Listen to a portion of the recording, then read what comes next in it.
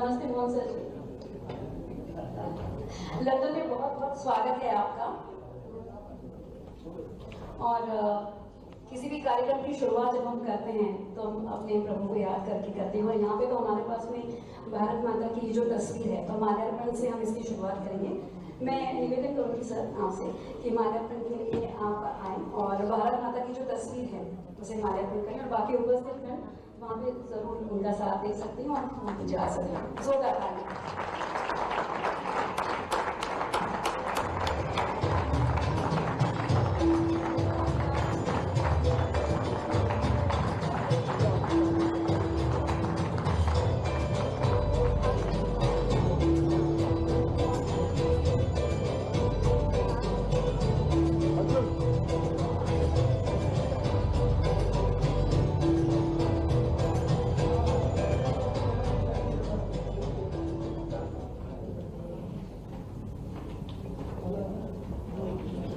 Mohan sir, हम सारे London वासी आपका बहुत देर से इंतजार कर रहे थे। धन्यवाद, आपका बहुत बहुत स्वागत है हमारे अपने लंदन शहर में।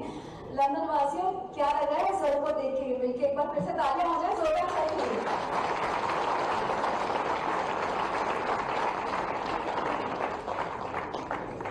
धन्यवाद सर, आपका बहुत बहुत धन्यवाद यहाँ पे आने के लिए। और अब फेलिसिटेशन हम शुरू करते हैं। तो मैं फेलिसिटेशन के लिए बुलाना चाहूंगी कुछ गेस्ट को।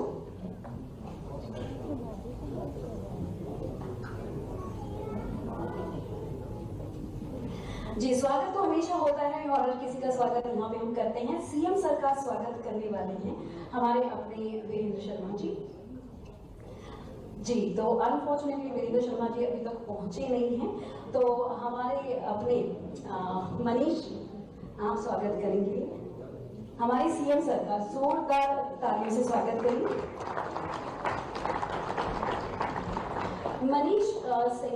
मनीष जी जो है, मनीष तिवारी, मनीष तिवारी जी जो है ये फाउंडर मेंबर है फ्रेंड्स ऑफ एमपी, तो इनकी वजह से हम सारे लोग यहाँ पे इकट्ठा हुए हैं। धन्यवाद मनीष जी।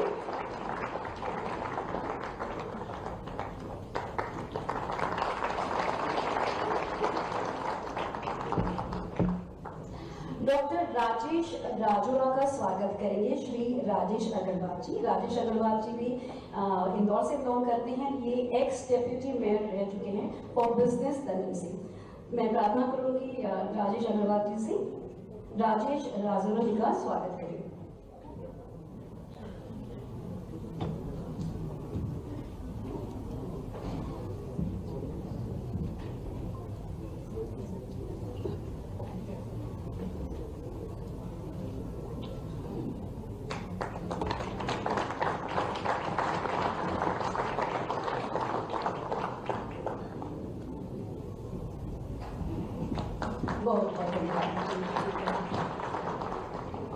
श्री राजेंद्र कुमार सिंह जी का स्वागत करेंगे मनीष तिवारी जी। फिर से एक बार मनीष जी।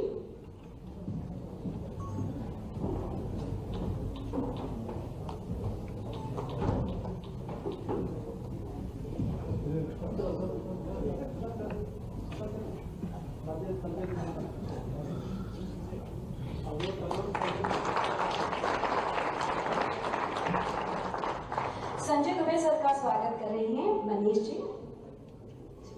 धन्यवाद। और स्टेज पे जो हमारे गणमान्य व्यक्ति यहाँ पे और जो उपस्थित हैं, आदित्य प्रताप सिंह, रोहित दीक्षित जी, आप सभी का मंच पे बहुत बहुत स्वागत।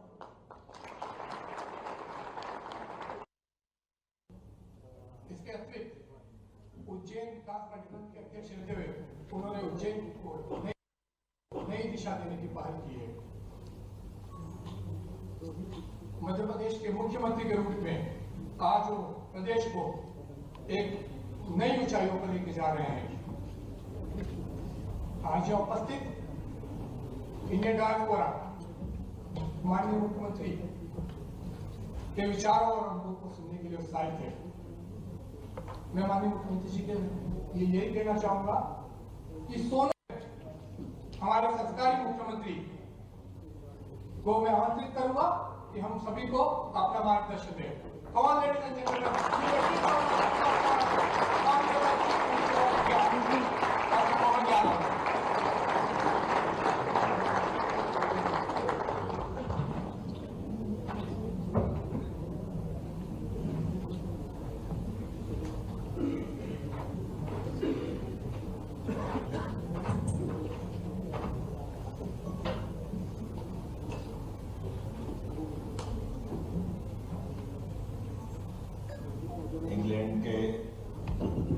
खास करके भारत के बाहर अतीत के जिस देश के साथ हमारे बहुत अलग प्रकार के संबंध रहे, कई खट्टी मीठी यादें भी उसके साथ जुड़ी। गंगवार जी ने बात करते करते मैं डर रहा था कि बोल क्या कह रहे, मरवा नहीं दे।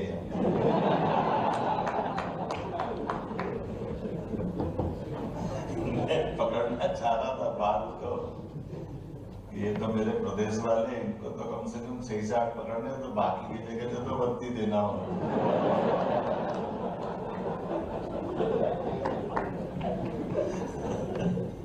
मैं आज के इस कार्यक्रम में मध्य प्रदेश के प्रवासी और फ्रेंड्स ऑफ एमपी के साथ रॉयल नेशनल कार्यक्रम में इस मंच पर विराजमान मनीष तिवारी जी, गंगवार जी, हमारे डिप्टी मेयर साहब राजेश अग्रवाल जी,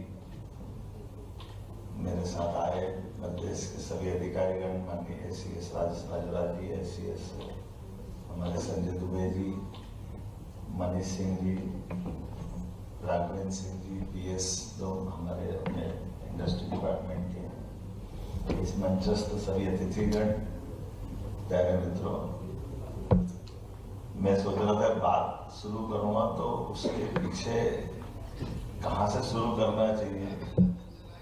तो बात तो एक अच्छी कही है हमारे बीच में, चाय वाले की बात राजेश जी ने कही है। तो ये बात भी सही है कि यशस्वी प्रधानमंत्री का अपना विजन, उनका काम करने का तरीका, और अब ये हम देश में तो अपने लिए 56 इंच का सीना लेके बात करते ही करते हैं, लेकिन मजा तो तब आता है कि विदेश से भी वो डबल धनी से बात आती है कि दुनिया में कोई नेता हो तो नरेंद्र मोदी जैसा हो, यह हमारे लिए छोटा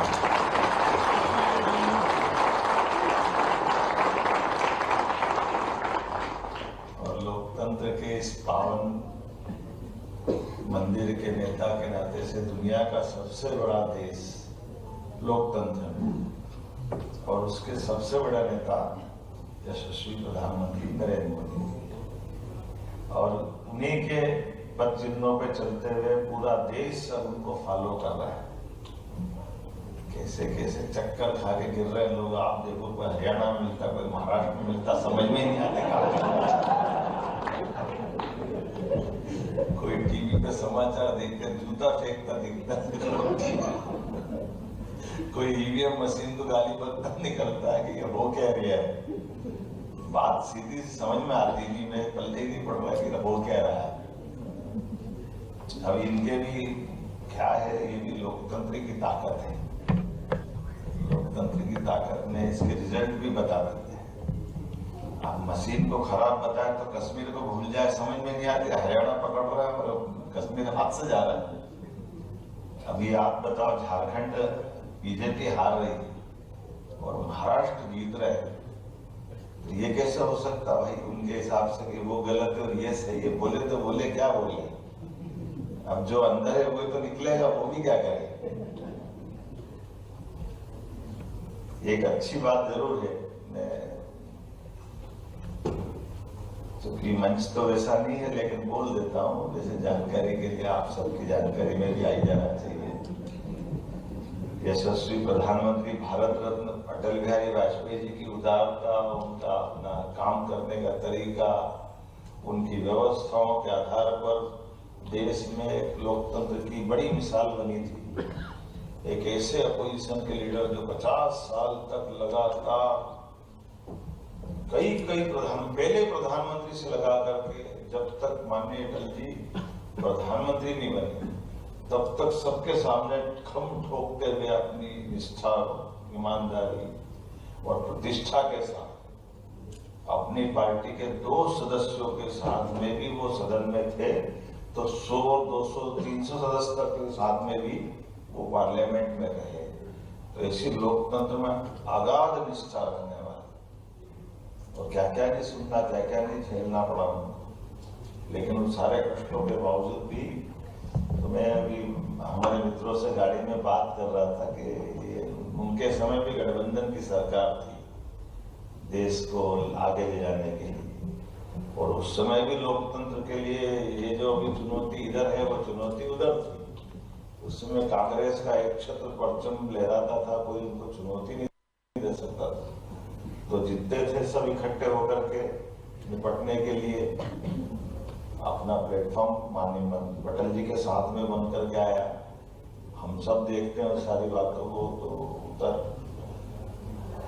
एक एक करके वो सारे एंगल ध्यान में आते हैं। संयोग ऐसा है कि अटल जी ने भी निभाया सबको।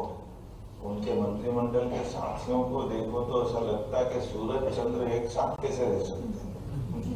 लेकिन आप उसमें सब माया भी देखो, ममता भी देखो, जयललिता भी देखो, नीतीश भी देखो, बाला साहब ठाकरे के उद्धव तो नहीं थे, और प्रसाद पर्यंत मनोहर जी थे। सारे के सारे आकाशवाणी के पंचरंगी प्रोग्राम उसी में दिख रहे थे।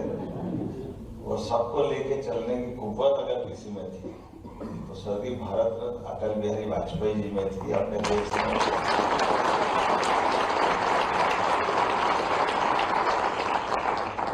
लोकतंत्र की खूबसूरती भी थी।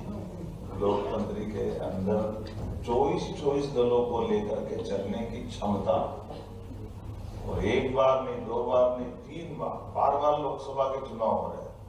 और कभी 13 दिन के लिए, कभी 13 महीने के लिए, कभी 4.5 साल के लिए प्रधानमंत्री बन के कोई निकल रहे थे तो अटल जी निकल रहे थे। लेकिन ये अलग बात थी कि वो चूंकि इतने दलों के साथ लेके चले और निकाल के ले आए, और देश भी, और देश तो क्या ये दुनिया के आप सब बड़ी आशा उम्मीद के साथ भारत की तरफ लोग देख रहे थे। और अटल जी ने भी उस समय जो कर सकते थे, परमाणु बम का प्रयोग करके दिखाना। और वो भी अगर अंदर की बात बताएं जो अटल जी ने अपने शब्दों में कही थी कि उनको जब नरसिम्हा राव से चार्ज मिला तो नरसिम्हा राव जी ने चार्ज देते समय चिट्ठी दी थी। वो चिट्ठी में लिखा था कि मैं अपने देश के साथ ये नहीं कर पाया, लेकिन आप करना।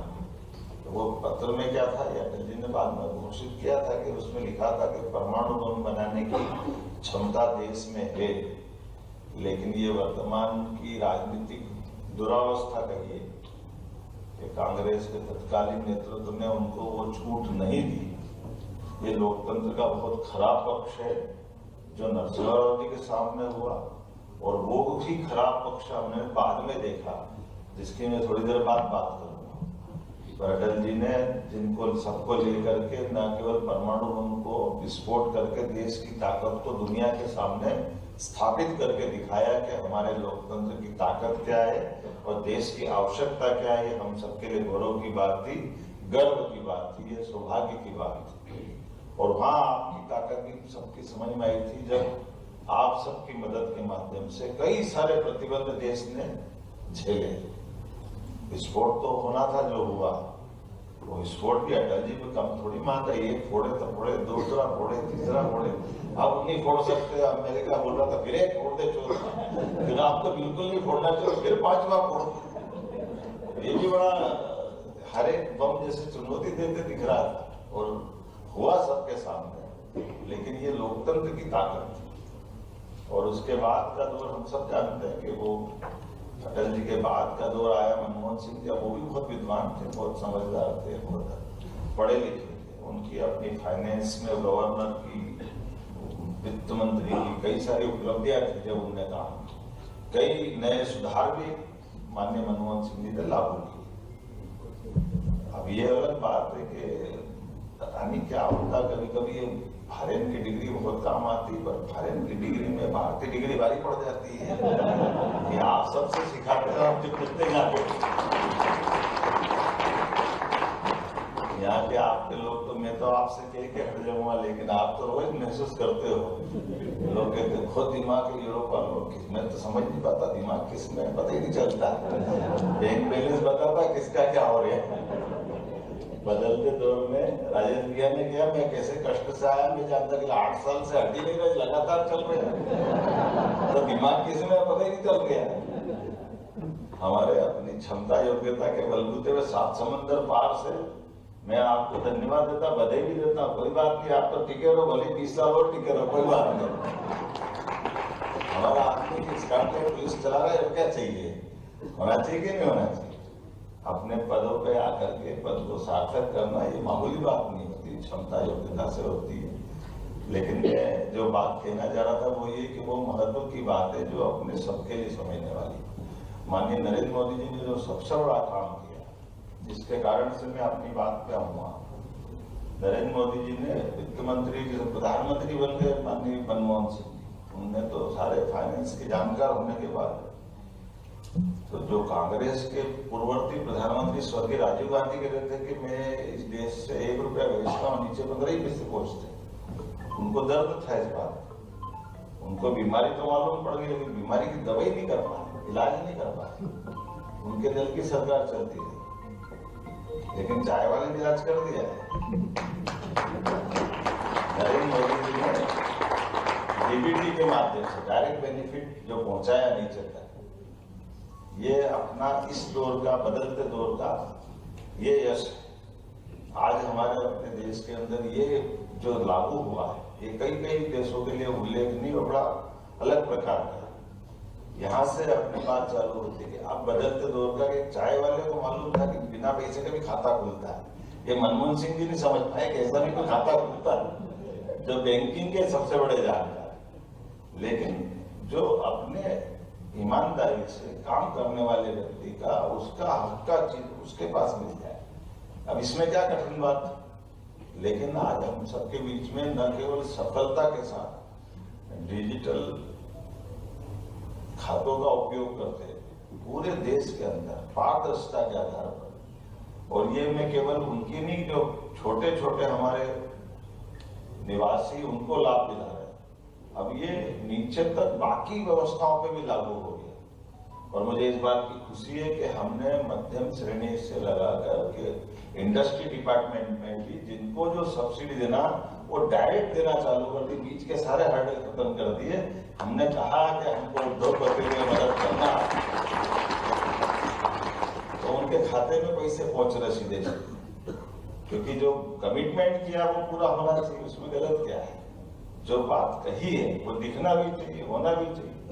और इसीलिए निवेशकों के बीच में जब बात करने के लिए खड़े हैं तो अपने इस बदलते दौर में, अभी कुछ दिन पहले एक समाचार देखा, तो समाचार में वो ध्यान में आया, पहले पूरे भारत का सोना कहाँ रखते थे,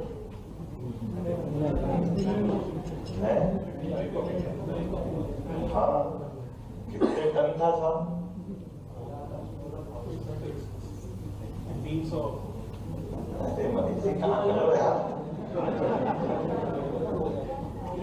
726 टन था 2014 के लिए, और हमारे पास में भारत के अंदर माननीय मोदी जी की सरकार लेकर के 100 टन बढ़ गया, क्योंकि अपनी नैतिकता और ईमानदारी भी, और उसके बदले हमारे पास उस समय केवल 100 टन बुलाने का निर्णय हुआ, अब 839 टन हो गया। लेकिन 839 टन सोने के बाद में मोदी जी की सरकार ने आके अपनी सारी व्यवस्थाओं का संचालन करते करते आज की स्थिति में केवल अब 300 टन इंग्लैंड में रह गया, बाकी 500 हम अपने घर ले गए।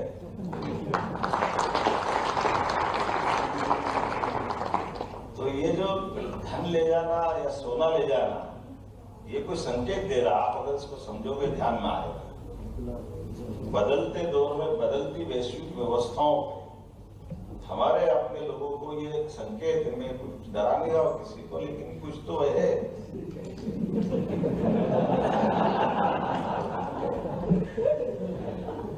इनके पास माल रखना चाहिए, ये भी समझ में आने वाली बात। बाद में मिलने की गारंटी भी चाहिए, नहीं तो हम मालूम पड़ा 1600 के 1600 के 1800 और 2000 समझ में आए। लेकिन कोई भी आदमी अपना घर बार छोड़ करके अगर यहाँ आया है तो वो अपने व्यापार व्यवसाय को बढ़ाने तो आया ही ना। प्रवासी आया तो क्या के लिए आया है?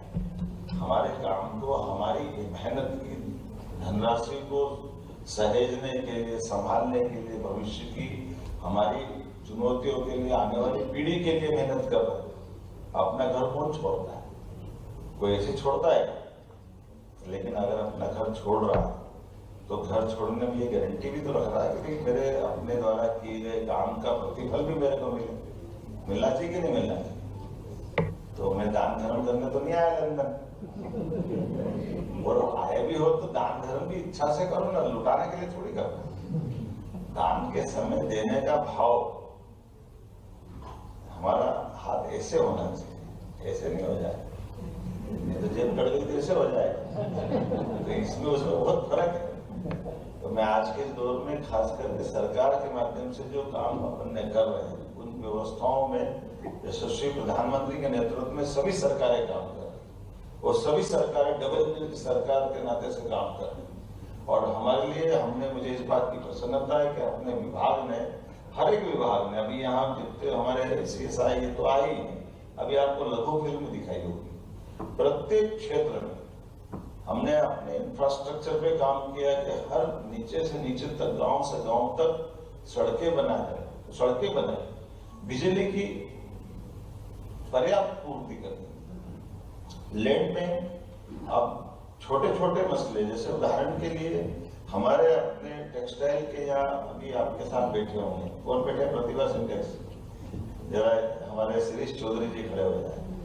आप में से कोई गारमेंट्स का काम करता हो तो मैं बताना चाहूँ, वो गया जमाना जब कपास हमारा कोई ले जाते थे, हम केवल कपास का उत्पादन करते थे। ये मूलतः गुजरात के हैं, है ना सुरेश जी?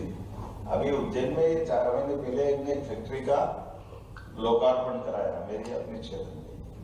आप बताइए, प्रति लेबर 5000 रुपया महीना इंसेंटिव सरकार देगी, कपड़ा ये बनाएंगे, बेचेंगे, ये लाभ ये कमाएंगे, लेकिन रोजगार परत उद्योग है। इसलिए सरकार इनकी फैक्ट्री में काम करने वाले लेबर का बाकी का पैसा ये देंगे, लेकिन 5000 रुपया 10 साल तक हम कमिटमेंट करके दे रहे हैं।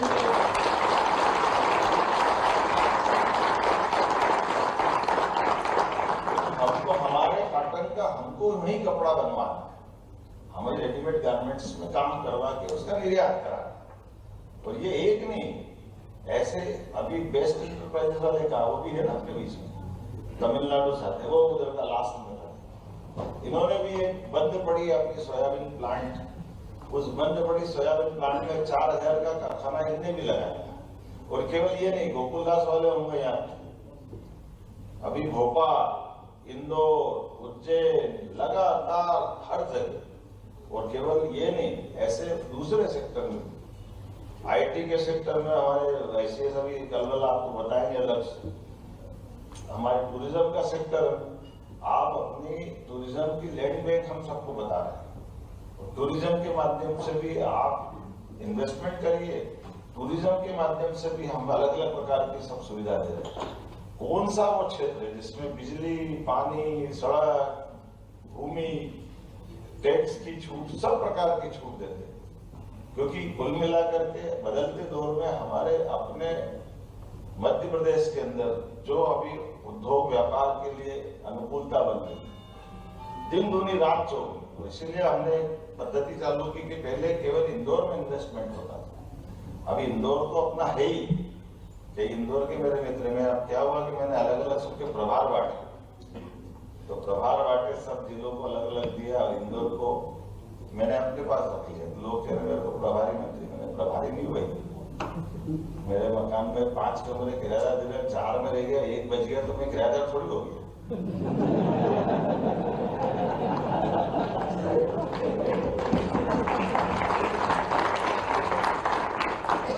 तो खाली रखा है, तो खाली रखा मतलब इंदौर वैसे भी इंदौर स्वच्छता में आगे, व्यापार में आगे है ना राजेश भैया? इंदौर किस बात में आगे? तो मैं ऐसे एक पत्रकार से इंटरव्यू दिया, उसने कहा भैया देखो इंदौर स्वच्छता में आगे, व्यापार व्यवसाय में आगे, आबादी में आगे, दूसरे सारे काम धंधों में आगे, कला में, संगीत में, साहित्य में, सब में आगे। और बोले आप संयोग से क्या 203 विधानसभा, 230 विधानसभा में CM भी नंबर उनकी सीट पे बैठता था, और आपने बोला अपने पास रख लिया तो आप भी इसमें आ गए। तो आप इंदौर को आपने सब इन्वेस्टर सबमिट कर दी, तो आप इंदौर में क्यों नहीं कर रहे? तो मैंने कहा इंदौर में नहीं कर रहा मतलब? बोले इंदौर सब में आ गए। तो मैंने कहा मेरे को मालूम है, इसलिए तो सबको इंदौर बनाना, हमको क्या तकलीफ है, बोले मध्य प्रदेश को इंदौर बनाना, इंदौर भी मध्य प्रदेश में तो है, तो इंदौर के साथ बाकी चीजों में भी सब क्षेत्रों में चले, इसलिए हमने सभी संभाग केंद्रों पर अपने में से ग्वालियर वाले कौन कौन है हाथ खड़े करना। अब आप बताओ, ग्वालियर के अंदर कोई इन्वेस्टर समिट करता था क्या? तो ग्वालियर में भी भाषण दिया ग्वालियर वाले, तो बाकी बंधु आए और वहां की वजह भी ऐसे थे कि पंडित जी का किसी से कोई बागी से झगड़ा हो गया, बागी आएगा, डकैत आएगा, लड़ाई करने, झगड़ा करने, तो संस्कार ऐसे कि पंडित जी पाए लागू और बंदूक उड़ाया, तब पहले प्रणाम करेगा फिर गोली मारेगा। लेकिन आज बदलते दौर में ग्वालियर भी बहुत बदल गया, ग्वालियर में एयरपोर्ट बहुत बढ़िया बन गया, ग्वालियर में जबरदस्त इन्वेस्टमेंट है। ग्वालियर क्या सागर वाले कौन कौन बताओ, सागर में कोई इन्वेस्ट कर सकते बताओ, कितना जबरदस्त रिस्पॉन्स। रीवा, जबलपुर, सागर सब संभाग के अंदर, अभी नरकापुरम, होशंगाबाद, इंदौर का बिल्कुल, उज्जैन का बिल्कुल गिनती में नहीं आएगा, छोटा सा। लेकिन हमने तो शुरुआत में कितनी जमीन रखी थी राघवेंद्र जी? 200-250 हेक्टेयर रखी, 225 करी थी, हमको लगे ये बहुत हो जाएगी, तो उसके पिछली कैबिनेट में जब रखी तो डिमांड ऐसी है, तो फिर डबल कर दी, 500 कर दी। और अभी 7 तारीख को हमारी अभी तक इन्वेस्टर समिट होने वाली नहीं, वापस 500 हेक्टेयर फिर रखना पड़ी, जहाँ हमारी अभी मीटिंग नहीं होगी, उसके पहले 1000 हेक्टेयर की जमीन की डिमांड है। ये जो बदलते दौर का ये कॉन्फिडेंस दिखा है, और कोई भी आ रहा है किसी भी सेक्टर का, अपने आप बताओ, ये बदलते दौर में मैं कुछ बातें बताऊंगा। जैसे उदाहरण के लिए मेडिकल डिवाइस पार्क, अब हमारा मेडिकल डिवाइस पार्क, यशस्वी प्रधानमंत्री को धन्यवाद, 4 मेडिकल डिवाइस पार्क बने, उसमें से उज्जैन विक्रम उद्योगपुरी का मेडिकल डिवाइस पार्क सबसे बड़ा था, लेकिन 900 हेक्टेयर का भी वो भी खत्म हो गया, फिर 900 का नया बनाना पड़ रहा है। ये अपना बदलते दौर का है उज्जैन, बदलते दौर का प्रदेश। और केवल वहां नहीं, मेडिकल कॉलेज 2003 तक कुल 5 थे हमारे पास, 5 मेडिकल कॉलेज 55 साल में, 1956 में मध्य प्रदेश बना, 2003-4 तक केवल 5 मेडिकल कॉलेज। 20 साल में अभी अपने पास 17, मतलब 3 तो मैंने अभी अपने समय चालू कर दी सरकारी, और 12 नए बने, 8 पाइपलाइन, 13 प्राइवेट, तो 30 मेडिकल कॉलेज हो गए। लेकिन ये 20 साल में, अभी हमने 14 के टेंडर 1 साल में लगा रहा है, ये अपने 50 मेडिकल कॉलेज बने 1 साल के अंदर। ये अपना बदलता 55 प्राइवेट यूनिवर्सिटियां बन गई, 55 एक्सीलेंस कॉलेज, सभी जो नई शिक्षा नीति के मुद्दे पर। माइनिंग के अंदर भारत सरकार ने सबसे पहला पुरस्कार कर दिया, इतनी पारदर्शी से सभी माइनिंग की खदानों का नीलामीकरण किया, और इतना ही नहीं, सभी प्रकार के सेक्टर। और भगवान इसकी जैसी नियत वैसी बरकत भी देता है। अब पन्ना में बाकी मिले तो मिले, लेकिन अब ये सोना भी मिल रहा है, 2 माइनिंग की खदानें मिल गई मध्य प्रदेश से। अब हम तो कभी कल्पना नहीं करते, कोयला ही मिलता था, बहुत सारा सीमेंट के पत्थर मिलते थे, लेकिन अब सोना भी मिल रहा है। और वो जिधर जो निकालना चाहो, ये जबरदस्त रूप से चारों तरफ से अनुकूलता है। टूरिज्म का सेक्टर अभी आपने देखा, वो मेरे को लगा जैसे मुद्दा ऊपर से ऐसा लगता है कि देखना भैया बचा देना है, ऊंचा नीचे नहीं हो जाए। लेकिन वाकई में टूरिज्म के सेक्टर में सभी प्रकार की इतनी संभावना है। हमारे लिए हमने कहा टूरिज्म का भी सभी, और उसमें मेडिकल टूरिज्म भी आ रहा है। मेडिकल टूरिज्म भी अपने आप में बड़ी बात है। लेकिन हमारा भंडारी जी इंदौर में अरविंदो मेडिकल कॉलेज यूनिवर्सिटी मैंने बनी थी, 55 प्राइवेट यूनिवर्सिटी बनी, उसमें से भंडारी जी की। अब मुझे नहीं मालूम कि यहाँ छोटे मोटे ऑपरेशन वगैरह में क्या सब इंश्योरेंस कंपनी लंबा टाइम लेती है, जल्दी इलाज नहीं करती, क्या चक्कर है? एक बार बता रहा मध्य प्रदेश जाए, चाहे जितना आप पसंद करा लो।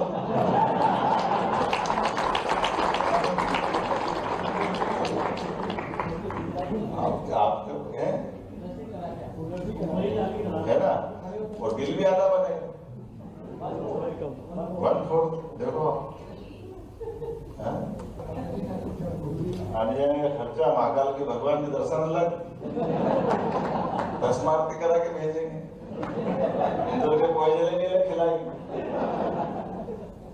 बदलते दौर में कितनी सारी चीजें बदल रही हर जगह। तो कुल मिलाकर के समय की नजाकत समझते हुए आप सबको निमंत्रण इस नाते से भी दे रहा हूं, आप यहाँ भी कामकाज करो, ये बढ़ाओ, इसको कम करने की जरूरत नहीं है, लेकिन अपने पैसे का सदुपयोग और साथ में आवश्यक सावधानी, इसके लिए जरूरी है कि आप अलग अलग सेक्टर, बहुत सारे सेक्टर, अभी समय थोड़ा कम पड़ गया, मेरा दूसरे भाषण लंबा हो गया, लेकिन अब टेक्नोलॉजी की दृष्टि से, फार्मास्यूटिकल्स की दृष्टि से, इंजीनियरिंग की दृष्टि से, बहुत सारी चीजों में कई सारे सेक्टर में आप सबके लिए बड़ी संभावना। मैं बाकी आंकड़े देख रहा था तो मुझे ध्यान में आ रहा था कि हमारे यहाँ 1.9 मिलियन भारतीय यूके में निवास करते हैं, बड़ा आंकड़ा है, और यहाँ तो अभी बड़ी संभावना है कि बड़े पैमाने पर बाहर के लोग आकर निवेश कर रहे हैं।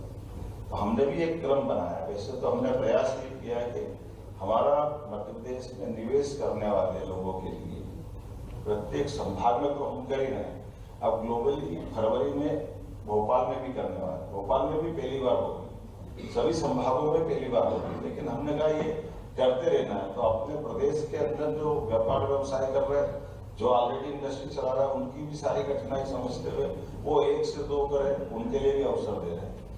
उसके बाद मध्य प्रदेश के बाहर के देश के अन्य राज्यों में भी, मैं खुद महाराष्ट्र गया, बंगाल गया, ममता दीदी के यहाँ से भी बड़ा कठिन जाता बंगाल से लेकिन व्यापार व्यवसाय की बात है तो ठीक है। तमिलनाडु में तो कोयम्बटूर में तो विपक्ष के नेता ने अपने मुख्यमंत्री पर आरोप लगा दिया कि तुम यहाँ क्या करो, मध्य प्रदेश के मुख्यमंत्री यहाँ से ले जा रहे हैं और आप क्या करो, लेकिन कोयम्बटूर में भी गए।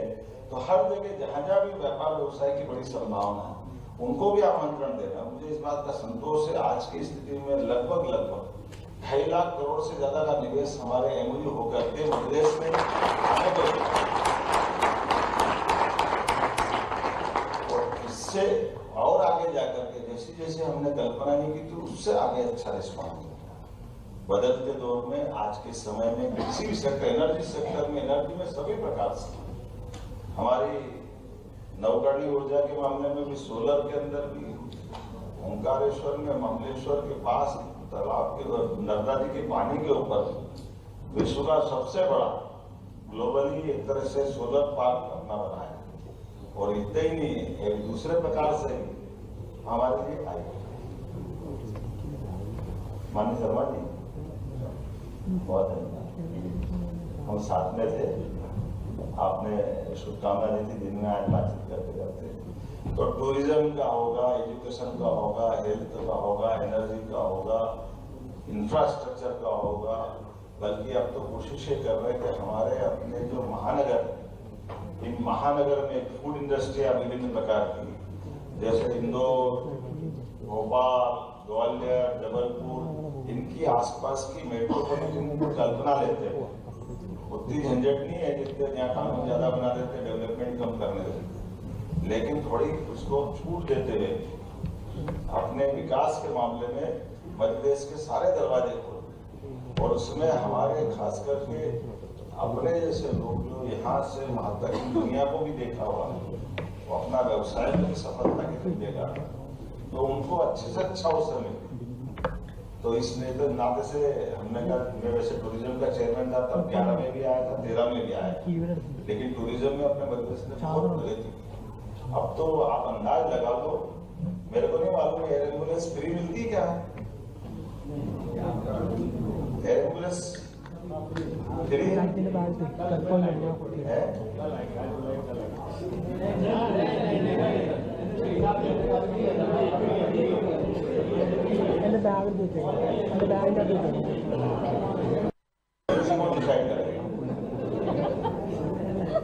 इमरजेंसी डिसाइड करने का कोई तो होगा, जो कॉल करे सब आ जाएगी।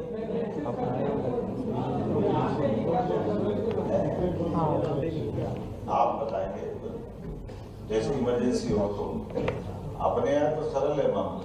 मध्य प्रदेश में हमने बदलाव किए, बदलाव ये किया कि केवल आयुष्मान कार्ड लिया, और आयुष्मान कार्ड हमने अधिकतम लोगों के बनवाए, और ऐसे में अगर भिंड के हॉस्पिटल में आप भर्ती और उसको लगा कि उसको ग्वालियर पहुंचाना चाहिए, इंदौर, दिल्ली, भोपाल, मुंबई पहुंचाना अर्जेंसी है। अब इसको इमरजेंसी बोलो क्या? लेकिन उसके लिए अगर पास में हवाई पट्टी है तो विमान जाएगा एयर एम्बुलेंस, और अगर वहां वो नहीं है तो हेलीकॉप्टर जाएगा। ये अपनी सरकार ने निःशुल्क व्यवस्था कर दी पूरे प्रदेश में। हेलीकॉप्टर की जरूरत नहीं, व्यक्ति की जान बचाना ज्यादा जरूरी है। हमारे लिए एक एक आदमी की जान जरूरी है। ऐसे ही पहले हमको मालूम है एम्बुलेंस तो ले जाती है हॉस्पिटल में, लेकिन बॉडी अगर कोई कारण से शरीर छूट गया तो बॉडी को पहुंचाने की व्यवस्था नहीं थी। हमने कहा कोई बात नहीं, आप प्रत्येक जगह कॉल करने पर वो गांव तक भी ले जाएगा। ये तो समाचार अपन देखते, कोई ठेले पे, कोई हाथ में, कोई रिक्शे पे ले जाते थे, बड़ा खराब दृश्य लगता था, समाचार सुनते थे। हमने व्यवस्था कर दी उसके लिए, सरकार एम्बुलेंस से बजाय 100 वाहन से उसको घर तक छुड़वा के आएंगे। पूरे प्रदेश में किसी भी ऐसी कोई अवस्था नहीं लाएंगे। हॉस्पिटल अगर खुलेगा तो एक 20 करोड़ का हॉस्पिटल अगर खोलता है तो 20 करोड़ के हॉस्पिटल में 5 करोड़ सरकार उसको अपने तरफ से अनुदान देगी। 100 करोड़ के होटल डालता है तो 100 करोड़ के होटल में अगर वो कन्वेंशन सेंटर है तो 40 करोड़ सरकार माफ करेगी। केवल 60 करोड़ में 100 करोड़ के होटल। ये लगातार हर जगह प्रमोशन करने के लिए उसके पीछे भाव ही है कि हमको आगे बढ़ना है तो हमको हमारी सब प्रकार की सहूलियत दे करके ये सब अनुकूलता बनाने की जरूरत है। इसी प्रकार से फूड इंडस्ट्री की बहुत सारी बातें बता सकता हूँ, लेकिन आज तो आप सबको मिलकर के बात करने का आनंद लेना था, तो हमने चलो आपके दर्शन भी करता हूँ और इस अवसर पर व्यापार व्यवसाय की भी थोड़ी जानकारी हो जाए। क्या अलग अलग सत्रों में विस्तार से बात करने का मौका मिलेगा, तो मुझे लगता है कि आज का अवसर इतना देना पर्याप्त है। जय श्री महाराज।